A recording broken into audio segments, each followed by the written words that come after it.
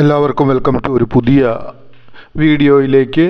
നമ്മൾ 9ാം ക്ലാസ്സിലെ ബയോളജിയുടെ 145-ാമത്തെ പേജാണ് എടുക്കുന്നത്. Okay, phylum chordata consist of organisms having notochord. അതായത് നമ്മളിവിടെ മനസ്സിലാക്കേണ്ട എന്താണ് ഫൈലം കോർഡേറ്റ എന്ന് പറയുന്നത്, എന്താണ് കൺസിസ്റ്റ് ഓഫ് ഓർഗാനിസംസ്, എന്താണ് നോട്ടോകോഡുള്ള ജീവജാലങ്ങളാണ് ഫൈലം കോർഡേറ്റയിൽ ഉൾപ്പെടുന്നത്. അപ്പോൾ നിങ്ങൾ മനസ്സിലാക്കുക, ഫൈലം കോർഡേറ്റയിൽ ഉൾപ്പെടുന്ന ജീവജാലങ്ങൾക്ക് എന്തുണ്ട്? നോട്രോകോഡുണ്ട്. അതായത് അവയ്ക്ക് നട്ടെല്ല് പോലെ ഉള്ള ഒരു ഭാഗം അവയുടെ ശരീരത്തിലുണ്ട്.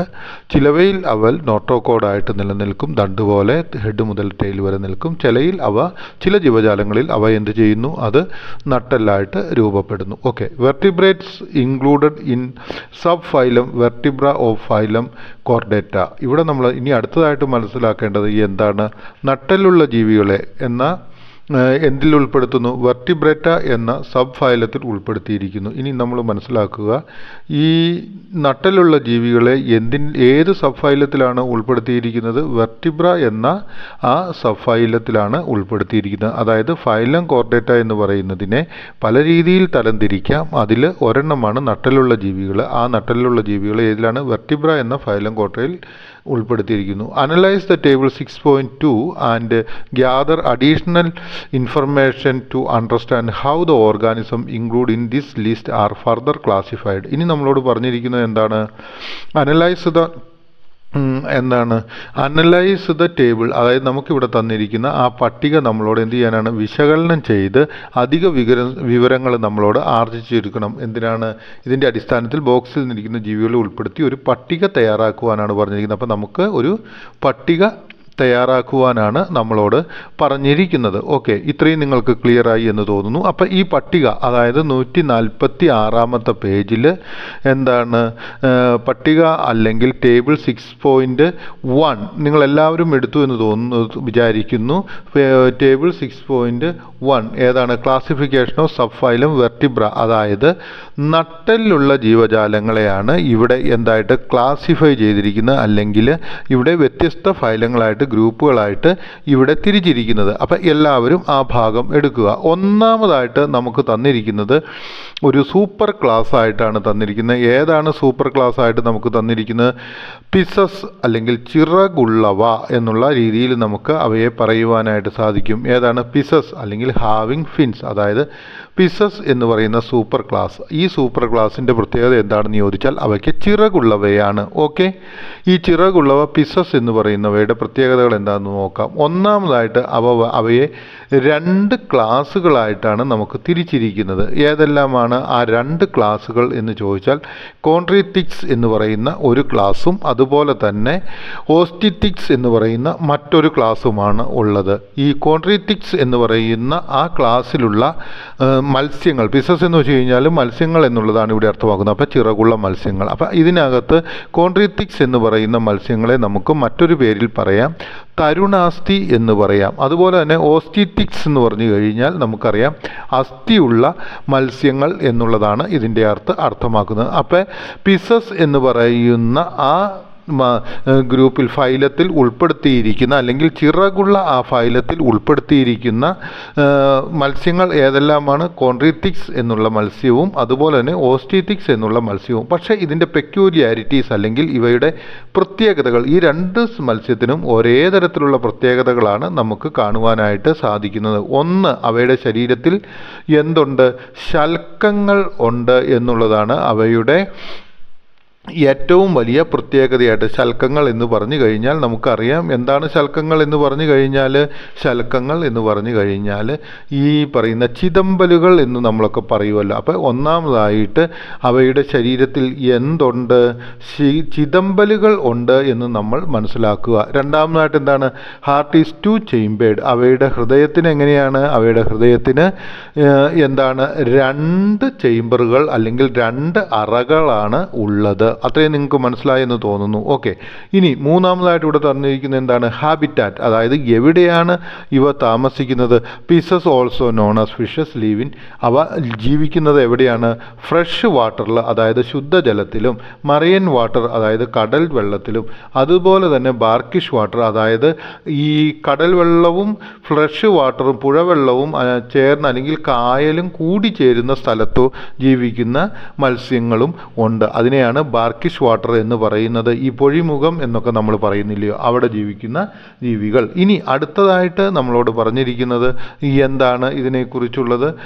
മീൻസ് ഓഫ് ലോക്കോമേഷൻ, അതായത് അവയുടെ ചലനത്തിനുപയോഗിക്കുന്ന മാർഗങ്ങൾ അല്ലെങ്കിൽ അവയുടെ ചലനോപാധി എന്താണ് എന്നാണ് ചോദിച്ചിരിക്കുന്നത്. Okay, the members means of locomotion for pieces അല്ലെങ്കിൽ ഫിഷിൽ ഈ സ്വിമ്മിങ്, അവ നീന്തുകയാണ് ചെയ്യുന്നത്. അതെങ്ങനെയാണ്? Achieved through the coordinated movements of their fins, അവയുടെ ചിറകുകളുടെ ആ കോർഡിനേറ്റഡ് ആയിട്ടുള്ള മൂവ്മെൻറ്റ്സ്, ചലനങ്ങൾ കൊണ്ടാണ് എന്ത് ചെയ്യുന്നത്? അവ ചലിക്കുന്നത് എന്നാണ് നമ്മൾ മനസ്സിലാക്കേണ്ടത്. അടുത്തതായിട്ട് നമ്മളോട് പറഞ്ഞിരിക്കുന്ന കാര്യം എന്താണ് എന്ന് നിങ്ങൾക്കറിയാമല്ലോ. ഇനി ഒരു കാര്യം കൂടി, റെസിപിറ്റേറ്ററി ഓർഗൻസ്, അതായത് അവയുടെ ശ്വസന അവയവങ്ങളെക്കുറിച്ചാണ് നമ്മളോട് ചോദിച്ചിരിക്കുന്നത്. അവിടെ എന്താണ് മത്സ്യങ്ങളുടെ ശ്വസന അവയവങ്ങൾ എന്ന് പറയുന്നത്? Respiratory organ system of fish or pieces is made up of gills. അവയുടെ റെസിപ്റ്ററി ഓർഗൻസ് അല്ലെങ്കിൽ ശ്വസനത്തിനാവശ്യമായിരിക്കുന്ന ആ ഓർഗൻസുകളെ എന്താണ് ഉള്ളത്? ഗിൽസ് അല്ലെങ്കിൽ ചെകിള എന്ന് പറയുന്ന ആ ഭാഗം കൊണ്ടാണ് നിർമ്മിക്കപ്പെട്ടത്, അല്ലെങ്കിൽ അതിലൂടെയാണ് അവ എന്ത് ചെയ്യുന്നത്? ശ്വസിക്കുന്നത് എന്നുള്ളതാണ്. ഇനി നമ്മൾ അടുത്തതായിട്ട് കാണാൻ പോകുന്ന വലിയ ഒരു ഗ്രൂപ്പാണ് ടെട്രാപോഡ എന്നുള്ളവയാണ് അതിന് വിളിക്കുന്നത്. ഈ ടെട്രാപോഡ എന്ന് പറഞ്ഞാൽ എന്താണ്? ടെട്രാപോഡ എന്ന് പറഞ്ഞാൽ ഹാവിങ് ലിംസ് എന്ന് വെച്ചാൽ എന്താണ്? കാലുകളുള്ളവ. അപ്പം ഈ കാലുകളുള്ള ജീവികളെ ഇവിടെ നമുക്ക് കാണാം. എത്രയായിട്ടാണ് തരംതിരിച്ചിരിക്കുന്നതെന്നൊന്ന് നോക്കിക്കേ. 4 ആയിട്ടാണ് തരംതിരിച്ചിരിക്കുന്നത്. ഏതെല്ലാമാണ് അവ? അംഫിബിയ എന്ന് പറയുന്ന ഒന്നാമത്തെ ജീവിയും, രണ്ടാമത്തെ ജീവിയായിട്ട് ഇവിടെ തന്നിരിക്കുന്നത് ഏതാണ്? റെപ്റ്റീലിയ എന്ന് പറയുന്ന രണ്ടാമത്തെ ജീവിയും, മൂന്നാമത്തതായിട്ട് തന്നിരിക്കുന്നത് ഏതാണ്? ഏവറസ് എന്ന് പറയുന്നത് അതായത് പക്ഷികളും, നാലാമതായിട്ട് തന്നിരിക്കുന്നത് ഏതാണ്? മാമേലിയ എന്ന് പറയുന്ന ജീവജാലങ്ങളുമാണ്. അപ്പം ഇതിൽ നമ്മൾ ഒന്നാമതായിട്ട് അംഫിബിയ എന്ന് പറയുന്ന ജീവജാലങ്ങൾ, അംഫിബിയ എന്ന് വെച്ച് കഴിഞ്ഞാൽ ഏതാണ്? ഉഭയ ജീവജാലങ്ങൾ എന്ന് നമ്മൾ പറയാറുണ്ട്. അംഫിബിയയ്ക്ക് നമ്മൾ പറയുന്നത് ഉഭയ ജീവികൾ എന്നും പറയാറുണ്ട്. അവയുടെ ഏറ്റവും വലിയ പ്രത്യേകത എന്താണ്? ഈ അംഫിബിയസ് ജീവികളുടെ complete the life cycle in land and water. അവ എന്താണ് ചെയ്യുന്നത്? അവയുടെ ജീവിതചക്രം, അതായത് ജലത്തിലും കരയിലുമായിട്ട് അവയുടെ ജീവിതചക്രം പൂർത്തീകരിക്കുന്നു. അതായത് കരയിലും വെള്ളത്തിലും ജീവിക്കുവാനായിട്ട് പ്രാപ്തിയുള്ള ജീവജാലങ്ങളെയാണ് എന്ത് എന്ന് പറയുന്നത്? ആംഫിബിയ എന്ന് നമ്മൾ പറയുന്നത്. രണ്ടാമതായിട്ട് നമ്മൾ ആംഫിബിയയെക്കുറിച്ച് മനസ്സിലാക്കേണ്ട കാര്യം എന്താണ്? Moist and slimy skin. അവയ്ക്ക് ഉള്ളവ എന്താണ്? നനഞ്ഞത് അല്ലെങ്കിൽ ഈർപ്പമുള്ളതും, അതുപോലെ തന്നെ എന്താണ്? സ്കിന്ന് എന്താണ്? സ്ലിമ്മിയാണ്, അതായത് അവ വഴുവഴുത്തതാണ്. അപ്പോൾ വഴുവഴുത്ത തൊലിയോട് കൂടിയതും അതുപോലെ നനഞ്ഞതും ഈർപ്പമുള്ളതും വഴുവഴുത്തതുമായ തൊലിയുള്ള ജീവജാലങ്ങളാണ് അംഫിബിയ എന്ന് പറയുന്നത്. അതുപോലെ തന്നെ എന്താണ്? ലേ എഗ്സ്. അവ എന്ത് ചെയ്യുന്നു? മറ്റൊരു കാര്യം അവയ്ക്കുള്ള പ്രത്യേകത എന്താണെന്ന് ചോദിച്ചാൽ അവ മുട്ടയിടുന്ന ജീവജാലങ്ങളാണ്. ഇനി നമ്മൾ നോക്കേണ്ടത് എന്താണ്? അവയുടെ ശ്വസന അവയവങ്ങൾ ഏതെല്ലാമാണ് എന്നുള്ളതാണ്. ഓക്കെ, അപ്പോൾ ഈ അംഫിബിയസിൻ്റെ ശ്വസന അവയവങ്ങൾ ഏതാണ്? ദെയർ സ്കിൻ, അവയുടെ തൊലിയും, ഗിൽസും ചെകിളകളും, അവയുടെ ലെൻസുമാണ് അല്ലെങ്കിൽ ശ്വാസകോശവുമാണ് അവയുടെ ശ്വസന അവയവങ്ങളായിട്ടുള്ളത്. ഇനി അടുത്തതായിട്ട് ഏതാണ്? അംഫിബിയസ് ഹാവ് 3 ഹാർട്ട് ചേമ്പേഴ്സ്. ഈ അംഫിബിയത്തിന് ഹൃദയത്തിന് എത്ര അറകളുണ്ട് എന്നുള്ളത് ഇവിടെ ചോദിച്ചിട്ടുണ്ട്. ഹൃദയത്തിൻ്റെ അറകളുടെ എണ്ണം എത്രയെന്ന് ചോദിച്ചിരിക്കുന്നു. നമ്മൾ മനസ്സിലാക്കുക, അംഫിബിയസിൻ്റെ ഹൃദയത്തിൻ്റെ അറകൾ എന്ന് പറയുന്നത് 3 എണ്ണമാണ്. ഏതെല്ലാമാണ്?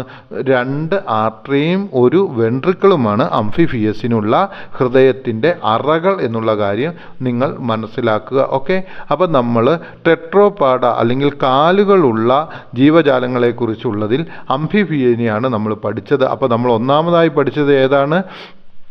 മത്സ്യങ്ങളെക്കുറിച്ച് പൂർണ്ണമായും ജലത്തിൽ ജീവിക്കുന്ന ജീവജാലങ്ങൾ. അതിനെ രണ്ടായിട്ട് തരംതിരിക്കാം. കോൺട്രീറ്റിക്സ് അഥവാ തരുണാസ്ഥി മത്സ്യമെന്നും രണ്ടാമത്തതിനെ ഓസ്റ്റിറ്റിക്സ് അഥവാ അസ്ഥി മത്സ്യമെന്നും തിരിക്കാം. രണ്ടാമതായിട്ട് ആംഫിബിയ എന്ന അല്ലെങ്കിൽ ഉഭയജീവികൾ ഇവയെക്കുറിച്ചുമാണ് നമ്മൾ പഠിച്ചത്. ബാക്കിയുള്ള ടെട്രാപോഡ അല്ലെങ്കിൽ കാലുകളുള്ള ജീവജാലങ്ങളെക്കുറിച്ച് അടുത്ത പാഠത്തിൽ നമ്മൾ പഠിക്കുന്നതായിരിക്കും.